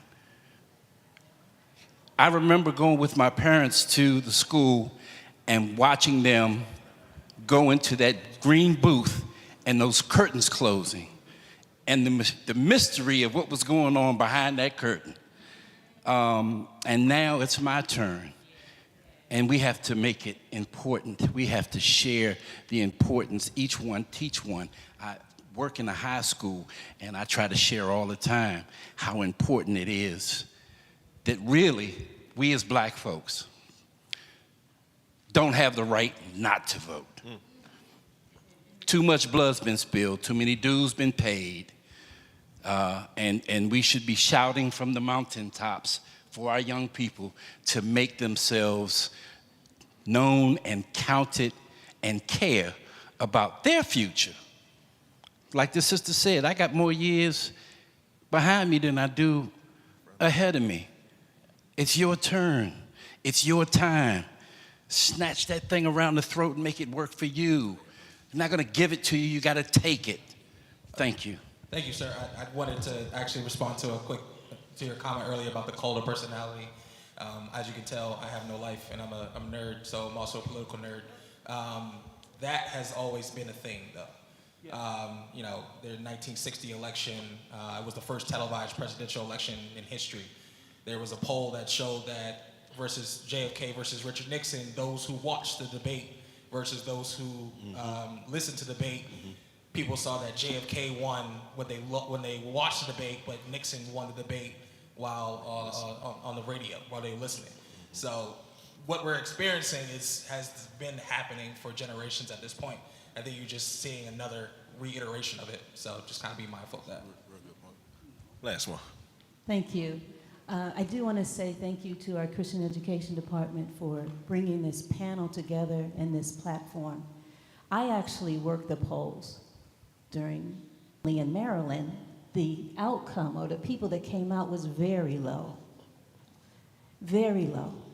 But we can't talk about that now. We've got to look forward and know that not only is the presidential election important and significant in our lives, but every election is. And so my question would be for our inclusiveness is how do we go back into our communities and begin to put practices in place to educate our people so that when any vote takes place, we're not walking down the sidewalk and choosing a person to vote for, but we have already studied, we've had those discussions, we've had those conversations, and we know who are the people who are voting and working and serving us in the future. Thank you for your enlightenments today and for your comments and for our motivations to move forward. Thank you, thank you, thank you. We're gonna wrap it up with some. Yes, we wrap it up and we have final remarks from our panelists. I'm going to ask our tech team to please put up on the screen our QR code so you can actually scan the QR code, check the status of your voter registration. If you aren't registered to vote, you can vote right now and register right now on that vote. But you can register right now from that website. So if I could ask there you go. So just scan it right now, check your voter registration level. If you're not registered, you have an opportunity to do that right now. And you'll also be able to access some of the key pieces of legislation that are on the ballot for your particular state. Well, we're running out of time. We got 10 minutes and we don't want to be over our time. But if you have something burning on your heart, we'll take one other comment and then we will move forward with the final comments from our panel. Because we do want to hear the voices of our young adults today. Thank you, I appreciate your flexibility. Yes, we're talking about young adults and I didn't want their conversation about young adults and young adults not saying anything on this topic. So good morning, happy Saturday. My name is Katrina Oshitelu, and while I'm not the spokesperson for young adults, I just want to give you two quick things in trying to figure out how to further engage young adults. I will say a lot of times people will vote and they don't feel like they're getting immediate results to tend to what their day-to-day looks like. It was mentioned, one of the panelists had mentioned, the focus for young adults is the day-to-day. I have kids, I have a spouse, responsibilities, household responsibilities, I'm a caregiver for my loved one, I'm working this full-time job, and the list goes on and on for the age group, of course. And so to make things feel more within reach, I would encourage really pushing for voting with a mindset about on the local level. Not saying that we shouldn't be voting on all levels, but it feels more encouraging. And why town hall meetings or council member meetings, going to that is what encourages and provides momentum. So I would encourage making the connection with the vote and not just stop at the vote, because when people, young adults, I can speak for, typically when they don't see the results they're looking for at whatever level, particularly on the highest level, it discourages them from wanting to continue to vote. But if they can see the council member that they voted for and they're showing up to the council meetings and then they're learning of different opportunities that they can be involved locally, it will encourage them to keep the faith, press their faith, and to continue to be involved as a voter on whatever levels. I know I'm out of time. I'll stop. That's good. That's real good stuff. That's real good stuff. And so, yeah, hand clap all around for that one. To close out, my comment would be just a couple of quotations. like from John Lewis, democracy is not a permanent state, it is an act. And it's incumbent upon each and every generation to do what they can do to build that beloved community. And it goes back to the quote I left at the end of my presentation: this is your democracy, make it, protect it, and then pass it on. And then to quote President Obama, don't boo, vote. You know, I'm a man of action. When you engage with the process, when you start locally, you build influence, you start to see those returns and just gradually keep chucking away at it. You will begin to realize that your voice is in fact making an impact. And so as I was listening to you make your comments, ma'am, I was just thinking, like, in South Georgia, we just have this very down-home way, this very southern way of making folks feel invited. Everyone's invited to engage in this process. And so I think when I get back to my office on Monday, I'm gonna start a program just called Y'all Come Back. You know what I'm saying? So after a primary election, I'm gonna put a sign up outside the polling place, say, y'all come back, and put the date for the November general election so folks can always be reminded you can come back here and cast your ballot. Yeah. No, I agree. I think for me, like I mentioned earlier, it's, engagement is a 365 thing. I was born the day before Bill Clinton got elected, and so I guess it's destined for me to do this stuff. But it's not just voting, not just in the general, but the primary. Once you get to the primary general, after the people are in, make sure that they passing legislation that you agree with, make sure it gets through, make sure it's signed, and making sure that it gets to the regulatory stage where it actually is implemented. Like I said, it's 365, and engagement doesn't just happen at the polling booths. So that's just my comment.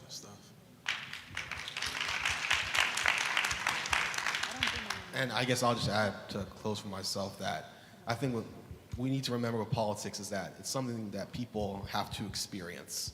And we have a rich, deep history in politics as Black Americans. But I think it's important to remember that every year, every generation, that history gets farther away.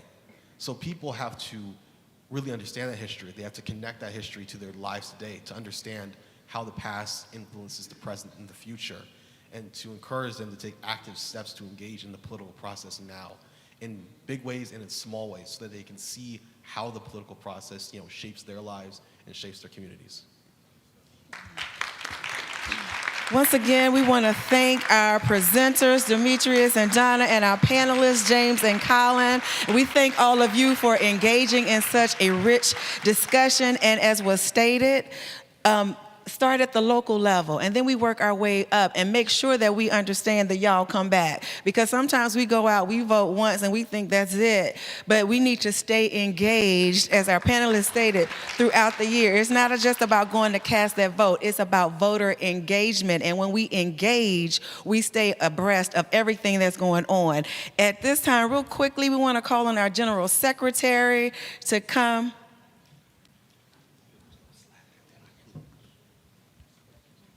To come and bring us some remarks.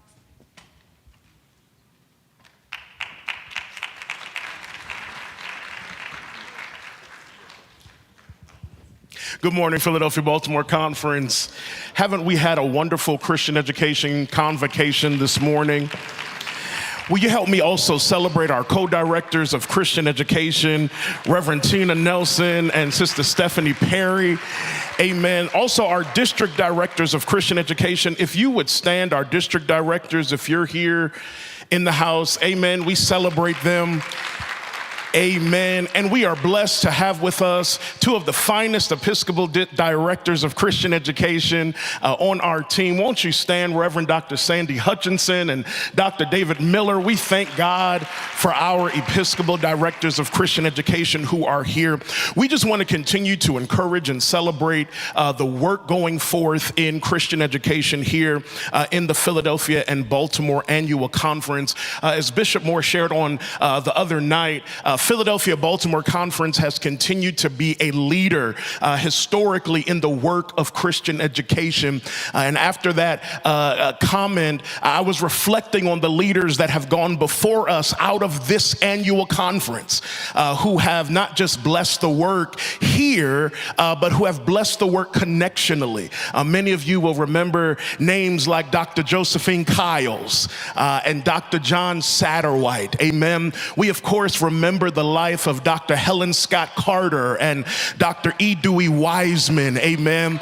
And of course, I can never forget Reverend Dr. Lewis Anthony and the Reverend Dr. Catherine Brown, who left their mark on discipleship ministry in this conference and across our Zion. And we want to continue, brothers and sisters, to encourage you to take this ministry of Christian education and hold it with a level of commitment and passion, not just for clout's sake, but in the world in which we live today. The world, the church, and the community need men and women who are serious about this kingdom building that will form men and women into the image and likeness of Christ to make impacts in the global world. Don't you know that your work, your ministry has global implications? Amen. The ministry that we do in the lives of our persons and our congregations has the potential to be a blessing to our communities and to this entire world. So I don't know about you, but I'm excited about what God is doing in the ministry of Christian education connectionally and here in the Philadelphia and Baltimore Conference. And we want to make sure, brothers and sisters, that you are connected to the global work. And I don't know if the tech team has those flyers, but we want to take a moment to encourage all of you to join with the Christian oh, praise Jesus. All right. We want to invite all of you, family, to be a part of the Christian Education Department quarterly family meeting. This is a new initiative that we have started in the Christian Education Department to maximize technology, to leverage technology to make sure that our churches, our communities, our Christian education leaders are connected to the ministry of Christian education. So a moment ago, you may have received an email from the Christian Education Department. If you are not receiving communication from the department, please see your district director so that you can get connected. But this Tuesday, we are actually going to be continuing some of the conversation from tonight. The Reverend Dr. Hannah Broom, who is the program director for our Project 100 initiative in our Zion, will be sharing in a special way on this Tuesday at 7 p.m. We will also be sharing updates from the department as well as opportunities in chaplaincy. And so you want to get connected, amen? So put it on your calendar, take a picture, join us on Zoom for this initiative. Every quarter, we are bringing the family of Christian education together. And y'all, I need my family to be in the place, amen? Amen. And so we look forward to seeing you there. Nextly, we also want to celebrate that June is Children's Month in Zion. Amen. And so Children's Day weekend is June 7th through the 9th. Are y'all getting ready for Children's Sunday? All right. I can't get no help. Y'all ready for Children's Sunday? Amen. It is so critical, beloved. We know from science that the first few years of a child's life are critical to their whole life development. And so we take seriously Children's Day weekend. And so you have also probably received the Children's Weekend literature. We have some amazing leadership in Christian education who have put together a meaningful packet. I'm going to ask Sister Ravel King to stand. We know her as the Director of Christian Education for Philadelphia, but she is also the co-director of Varick's Children for our entire denomination. And she, along with the Reverend Dr. Will Ward, a son of this conference, have put together a marvelous Children's Day weekend resource guide for our congregation. So please, friends, let's take the opportunity to celebrate and lift up our children over Children's Day. Lastly, and I'm finished, I am excited to share that we have produced our second Vacation Bible School program in the Christian Education Education Department. I don't know if Dr. Michelle Searles is here, but of course we know Dr. Adrian Nelson is here. Won't you stand, Reverend? He is our senior editor of the Church School Literature Department. This year, the program is available digitally and as a physical kit. And so we want you to take advantage of this excellent, excellent program that has been produced by your Christian education leaders, not just connectionally, but here also in the Philadelphia and Baltimore Conference. Well, family, it's a whole lot going on. And certainly we could spend a lot of time sharing, but we want you to get connected. We want you to get fired up because Christian education ministry matters, amen?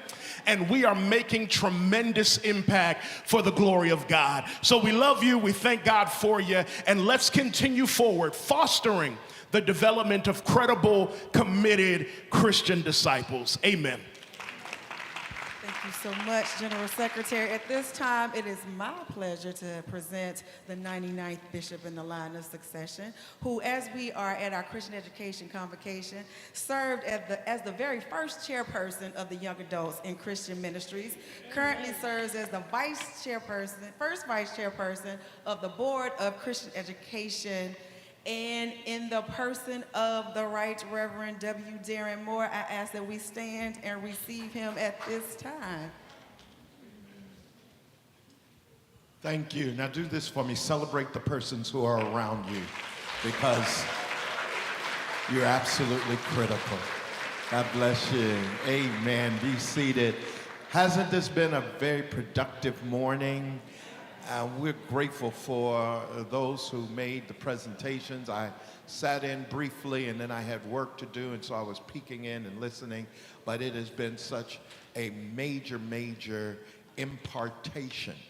We preach the word and then we also engage the word as we are informed. And in fact, this is what Christian education is all about. I have been absolutely convinced ever since I was 14 years old and taken to my very first Christian education meeting in Salisbury at Livingstone College, that Christian education is the key to the vitality of our church. It's the key. First of all, it's at the heart of Jesus' mandate to us that we are to make disciples. Our mission is the Great Commission. And so we are not to make members, we are to make disciples. And a part of, and a critical part of that disciple-making process is our Christian education ministry. I know that it makes a difference. When I went to that meeting as a 14-year-old being raised by a single mother, having come from a neighborhood that was impoverished and quickly becoming gang controlled, I had choices every day to make on whether or not I would follow the path of many of my friends who would eventually end up in Valhalla Prison, Rockland State Prison, or they would wind up dead, quite frankly. But the exposure to Christian education ministry at 14 years old, gay, struggling and actually receiving food stamps and all of that, but she was going back to school to get her nursing degree to become a registered nurse. On Saturdays, she would be very intentional about getting my 3 brothers and I, we would get on the bus and we would together do 2 things on Saturday morning. First, we would go to the library, and my mother would have each of us choose whatever book we wanted, and we would spend 2 hours in the library reading. And then after the library, we'd get on another bus and we would ride up Route 22 in New York. It started as Columbus Avenue in Mount Vernon and moved up through Bronxville and Scarsdale. Here's the thing. Bronxville and Scarsdale are 2 of the most wealthiest communities in New York. Mount Vernon is the most impoverished community in New York. My mother wanted me to see that me and my brothers to see that within a 5-mile stretch, You could go from projects and impoverishment to mansions. And she connected that to the reading that we had done that morning at the library. And she instilled in us that an educated mind cannot be trapped in an impoverished situation. So many of our young people are not being exposed to healthy choices.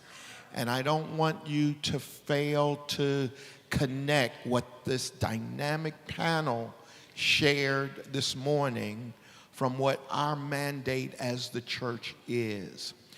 Just this week, somebody asked me to speak at an event coming up, and in preparations for it, I started reviewing Project 25.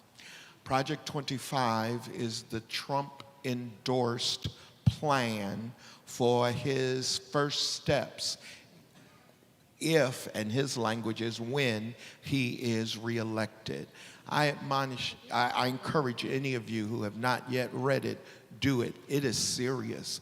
The more I read it, the more deeply concerned I became, and the more I realized that our people are sleepwalking into a disaster. That we have people who are saying, well, Biden is too old, or I don't like him, or I don't like how Kamala Harris laughs, or I don't like the current stand on Gaza. Let me just say this very clearly. I am pro-Palestinian while being anti-Hamas. I've been in Israel, Palestine 5 times. I was intentional my last 3 times of not staying in Israel territories, but in Palestinian territories, because I wanted to invest my money and to spend the majority of my time with Palestinians. So I am an advocate for Palestinian rights. Check the record. In November of 2023, there were 300 religious leaders from across the country who called for a ceasefire, not recently, in November of 2023. We took out a full-page ad in the New York Times. I am included in that list. I am also very dear friends with the president of the United Reform Judaism Association, Rick Jacobs. He was the rabbi at the largest Jewish synagogue in Westchester. I was the pastor of the largest Black Methodist church in Westchester, and we both were elected in 2012 to leadership in our various denominations. He and I traveled to Israel, Palestine together. We're good friends. So when October 7th occurred, I was one of the first to reach out to him and to make a public declaration of criticism and condemnation of Hamas. Hamas is a terrorist organization. It's a terrorist organization. And anybody who will not say that is compromising your moral integrity, because the slaughter of innocent lives must always be condemned. Now, we can simultaneously say that the Netanyahu government in Israel is the most right-wing, racist, destructive government that Israel has had. It is not a contradiction to say that we love Jewish people and value Jewish lives and condemn Hamas for their terrorist act and believe that Hamas ought to be totally barred from taking power in the Palestinian areas, and at the same time condemn how Israel is conducting this war. 30,000 individuals killed is intolerable. It's immoral. President Biden, who I've spoken to high-level officials and have been a part of a delegation that met with some, is trying to walk a tightrope, and I get it. I get it. And it's a difficult tightrope. Do I agree with each of the steps he's taken? Absolutely not. And we've made it clear. And you'll hear more about that in the weeks to come. We don't agree with the steps that he's taken, but I believe I know the heart of those who are dealing with these issues. And their goal is to get to a two-state solution. Hamas does not want a two-state solution and has willingly jeopardized Palestinian lives so that they can continue to keep control. Palestinian Christians struggle under Hamas. And so we got to be careful thinking that Hamas is the good guys when they are not. And at the same time, we've got to condemn the Netanyahu government without being anti-Semitic. You can criticize Israel's government without criticizing Jewish people. Just like you can criticize a Republican or Democratic government without being anti-American. Are you following me? And so we have to be very careful that because we may disagree with the current administration on some specifics of the Israeli-Palestinian issue, that we not wipe ourselves out of our future because of that issue. I would much rather have President Biden negotiating on this matter than to have Donald Trump. I am telling you, when I was in Palestine and met with Palestinian leaders, we met with the leadership of the Palestinian Authority. The Trump administration, who was in power at the time, gutted all of the aid to the Palestinian people. Just gutted it, which empowered Hamas. Because Hamas was receiving funds from Iran and other hostile countries. So for them to blame Biden now is like Alice in Wonderland kind of stuff. So it's important to know. And I got off track onto that talking about Project 25. And I hope those of you who have some time will look at it. Project 25 lists a whole lot of things that are dangerous for our people. Not only does it gut any remaining affirmative action, not only does it gut all remaining DEI, but listen, I'm talking to the DMV people. You know that the #1 driver of economic uplift in this area and why the net worth of blacks in the DMV is higher than any other single geographic area in the United States is because of federal employment. Am I wrong? Many of our people move from low class to at least middle class, if not upper middle class, because they worked for the government and had security and benefits from the government. Hear me now, read it if you don't believe me. Project 25 calls for the complete changing of government employment.